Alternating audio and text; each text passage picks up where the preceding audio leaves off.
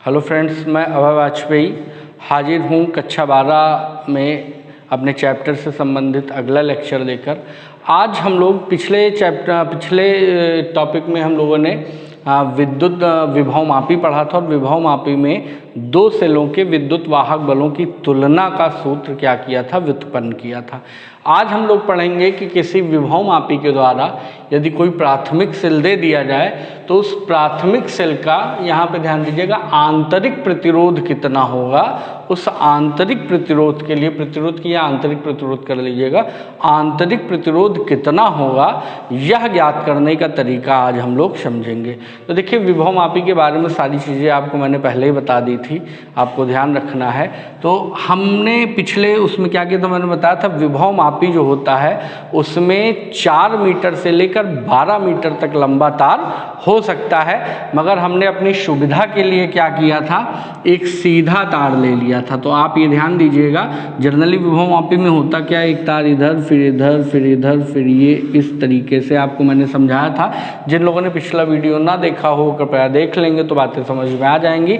यहाँ पे हम विभव मापी के तार को एक सीधा तार यदि ले लें तो ये तार हमने क्या ले लिया, AB। इसमें मैंने बताया था दो प्रकार के परिपथ होते हैं, एक प्राथमिक और एक दूसरा द्वितीयक। तो प्राथमिक परिपथ में क्या होता है, प्राथमिक परिपथ में आपका एक बैटरी जुड़ी होती है, ठीक। बैटरी से आगे जाएंगे तो आपका एक रिहास्टेट होता है, धारा नियंत्रक, और इसके बाद एक कुंजी क्या होती है, K1, ठीक। ये इस प्रकार से इससे जुड़ा होता है। और द्वितीयक परिपथ में जिस चीज़ का हमें मान ज्ञात करना है, जिस सेल का हमें मान ज्ञात करना है, उसे हम अटैच करेंगे। तो देखिए यहाँ पे जो हमारा सेल है वो सेल आपका इस प्रकार से आप देख सकते हैं, ये सेल, और ये सेल के आगे आपका क्या हो जाएगा, इसका आंतरिक प्रतिरोध हो जाएगा। और इसी से जुड़ा हुआ यहाँ पर हम क्या करते हैं, इससे एक प्रतिरोध लगा देते हैं और यहाँ पे एक कुंजी K भी लगा देते हैं, कुंजी, इसे K2 नाम दे देंगे। और इस पूरे सेटअप को हम क्या करते हैं, एक गैल्वेनोमीटर G से क्या करते हैं, जोड़ देते हैं। और गैल्वेनोमीटर G से एक जॉकी जो है इस प्रकार से, ये जॉकी J क्या होती है लेते हैं, जोड़ देते हैं। और जॉकी J को हम इस तार पर, विभव मापी में जो तार होते हैं 4 मीटर से 12 मीटर तक, इन पर बारी बारी से स्पर्श कराकर हम शून्य विक्षेप की स्थिति को क्या करते हैं, ज्ञात करते हैं। अब ध्यान दीजिए, ये जो आपने प्राथमिक सेल लिया है, इस प्राथमिक सेल को हम ये ले रहे हैं कि इस प्राथमिक सेल का विद्युत वाहक बल E है और इसका आंतरिक प्रतिरोध क्या है, R। तो आप इसे इस प्रकार से ये बॉक्स में भी बंद कर सकते हैं, क्योंकि ये सेल आपके जनरल इस प्रकार से बॉक्स में बंद रहते हैं। और ये इसका बाह्य प्रतिरोध क्या ले लेंगे, कैपिटल R ले लेंगे, ठीक। तो इस प्रकार से ये परिपथ आपके सामने है। देखिए, क्वेश्चन को सॉल्व करने के पहले आपको सबसे पहले क्या करना पड़ेगा, इसके बारे में लिखना पड़ेगा। तो ये ध्यान रखिएगा आप। तो क्या करेंगे, लिख देंगे कि विभव मापी के बिंदु A पर बैटरी B का धनात्मक सिरा जोड़ा, इसके ऋणात्मक सिरे से एक धारा नियंत्रक और कुंजी K1 से जोड़ते हुए सिरे B से जोड़ दिया, ठीक। ये इसे B1 कह लीजिए क्योंकि यहाँ पे B है। तो अब दूसरा क्या किया, जिस सेल का हमें प्रतिरोध ज्ञात करना था उस सेल के धनात्मक सिरे को तार के सिरे A से जोड़ दिया। और इस आपके जो प्राथमिक सेल है इसके साथ बाह्य परिपथ में एक बाह्य प्रतिरोध कैपिटल R जोड़ दिया और इसे K2 से जोड़ते हुए एक धारा नियंत्रक, इसे K2 से जोड़ते हुए गैल्वेनोमीटर से जोड़ दिया। और गैल्वेनोमीटर के ये पॉजिटिव एंड है और गैल्वेनोमीटर के निगेटिव एंड से एक जॉकी J को क्या किया, जोड़ दिया, जिसे इस तार AB पर स्पर्श कराकर हमें शून्य विक्षेप की स्थिति ज्ञात करनी है। इतनी थ्योरी आपको क्या करनी है, लिख देनी है। ये थ्योरी आपको स्वयं लिखनी है, ध्यान दीजिएगा। मैंने 2 डॉटेड लाइन लिख दी, खींच दी है इस थ्योरी के लिए, ठीक। अब यहाँ पे ध्यान दीजिए, इस थ्योरी के पश्चात हम क्या करेंगे, सबसे पहले तो ये जो तार है विभवमापी का, इसकी विभव प्रवणता हम क्या करेंगे, लिख लेंगे, है ना। तो यहाँ पे क्या करेंगे, तार AB की विभव प्रवणता, विभव प्रवणता, तो विभव प्रवणता कितनी ले लेंगे, 5। विभव प्रवणता का मतलब समझ रहे हैं कि इसकी एकांक लंबाई के तार में विभव पतन कितना होगा। ये इसका मतलब क्या है कि विभव मापी के तार की एकांक लंबाई में विभव पतन, ये आप ध्यान दीजिएगा कि विभव प्रवणता का मतलब क्या है, इसको आप ध्यान दीजिएगा, ठीक।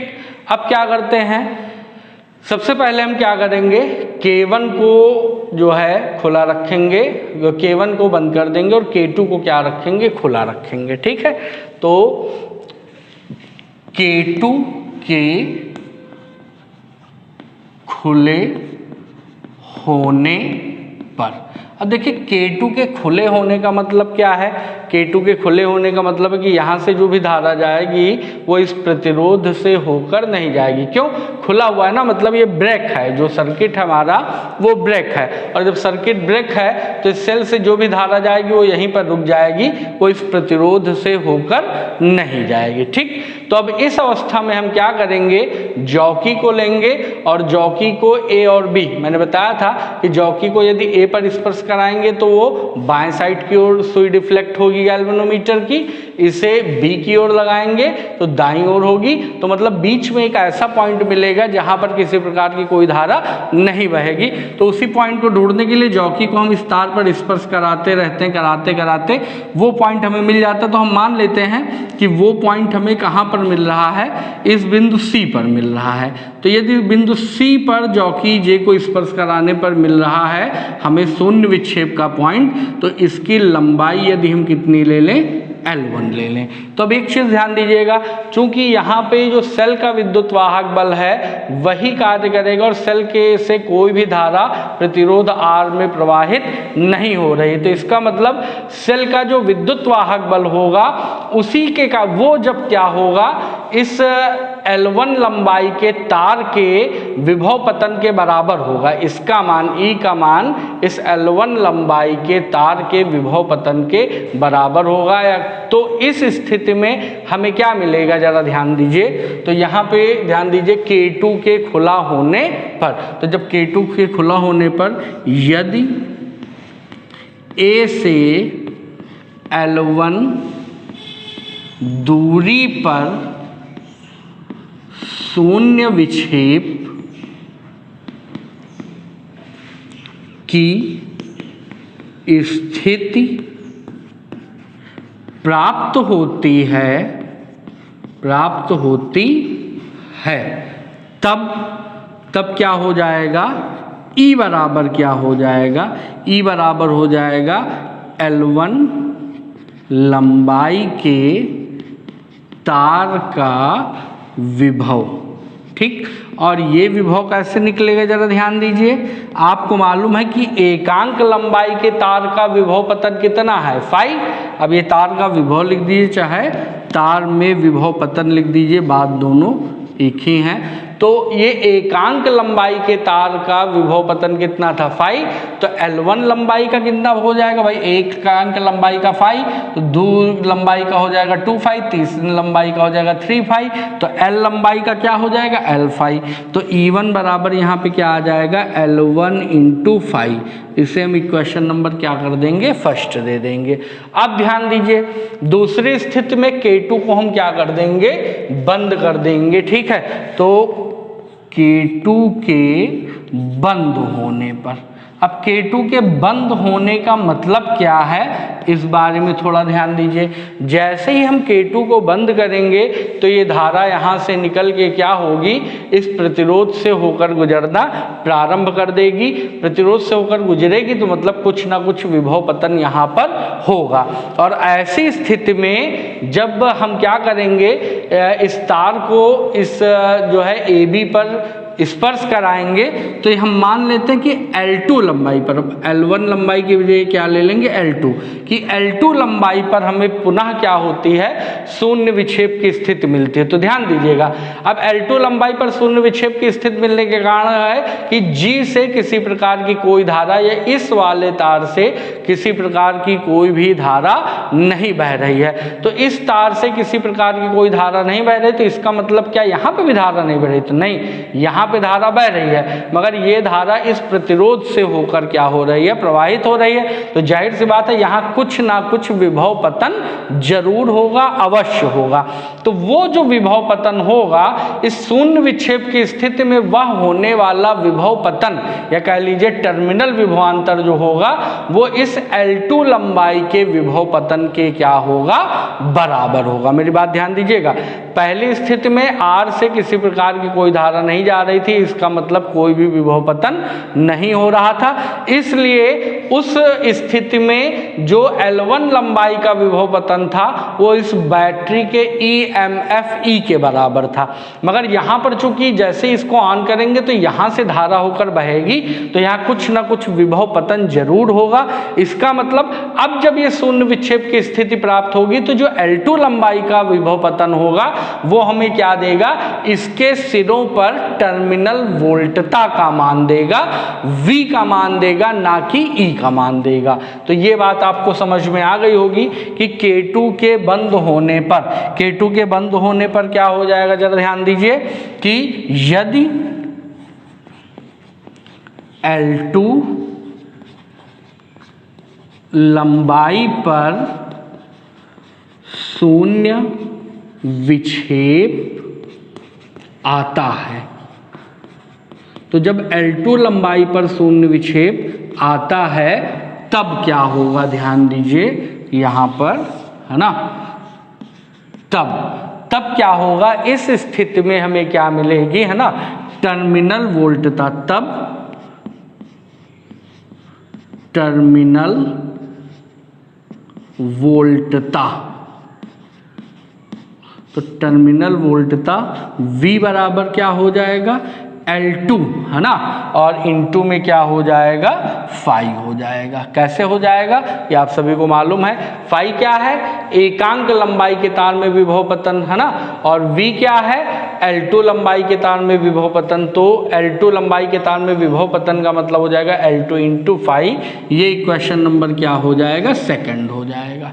ठीक, अब जरा ध्यान दीजिए, ये E और इसका मान मिल गया। यहाँ से अगर हम क्या करें, समीकरण 1/2 से, है ना, तो समीकरण 1/2 से क्या मिल जाएगा, E/V बराबर क्या हो जाएगा, E/V बराबर हो जाएगा L1 इंटू फाई बटे में क्या हो जाएगा, L2 इंटू फाई, तो फाई से फाई कट जाएगा, ये हमारा आ जाएगा E, और बटे में V बराबर आ जाएगा L1 अपॉन क्या हो जाएगा, L2। ये हमारा इक्वेशन नंबर हो जाएगा थर्ड। अब ध्यान दीजिए, वास्तव में हमें निकालना क्या है, हमें निकालना है सेल का आंतरिक प्रतिरोध। तो ध्यान दीजिए, सेल के आंतरिक प्रतिरोध के लिए हम क्या करेंगे, देखिए आप सभी को मालूम है कि यदि विद्युत वाहक बल E हो और वोल्टता, टर्मिनल वोल्टता कितनी हो, V हो, तो क्या होता है, V बराबर E माइनस, V बराबर क्या हो जाएगा, E माइनस IR, या V बराबर E प्लस IR होता है।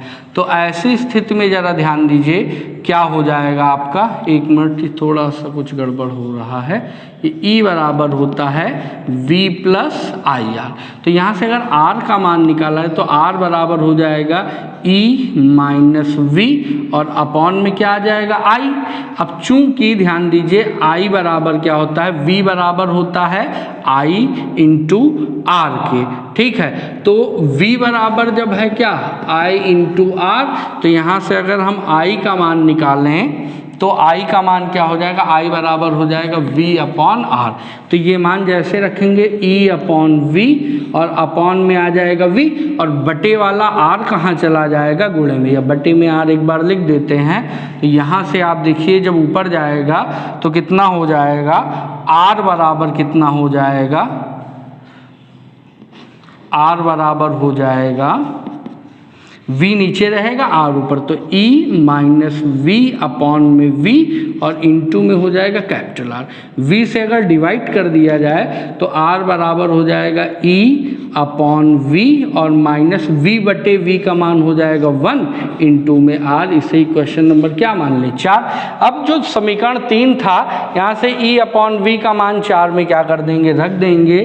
तो समीकरण 4 में 3 से क्या रख देंगे, मान रखने पर। तो जैसे ही मान रख देंगे तो लास्ट में हमें क्या प्राप्त हो जाएगा, जरा ध्यान दीजिए। R बराबर E अपॉन V का मान हो जाएगा L1 और बटे में क्या हो जाएगा L2 माइनस 1 और इंटू में क्या हो जाएगा कैपिटल R। तो इस प्रकार से इस सूत्र की सहायता से हम क्या कर सकते हैं, प्राथमिक सेल के आंतरिक प्रतिरोध स्मॉल r का मान ज्ञात कर सकते हैं। तो यदि आपको कोई बात ना समझ में आई हो तो आप कमेंट करके पूछ सकते हैं। थ्योरी आपके बोर्ड पे लिखी हुई है, आप लिख लीजिएगा। जल्द ही हम हाजिर होंगे अपने नेक्स्ट वीडियो के साथ, तब तक के लिए धन्यवाद।